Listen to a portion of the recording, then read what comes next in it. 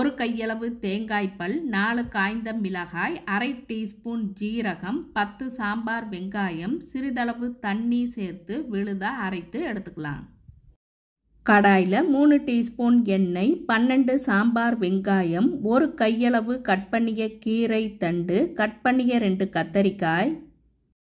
cut பண்ணிய 1 முருங்கைக்காயை சேர்த்து 5 நிமிஷம் வதக்கி 300 ml தண்ணீர் சேர்த்து 3/4 பதத்திற்கு காய்கறிகளை வேக வைத்து 1/4 டீஸ்பூன் மஞ்சள் தூள், கட் பண்ணிய 1 தக்காளி, அரைத்த விழுது, தேவையான அளவு உப்பு சேர்த்து மிக்ஸ் பண்ணி சிறிய கோழிக்குண்டு அளவு புளியை ஊற வைத்து கரைத்து எடுத்த 100 ml புளிக்கரைசல், 200 ml தண்ணி சேர்த்து பச்சை வாடை போகிற வரையும் கொதிக்க வைத்து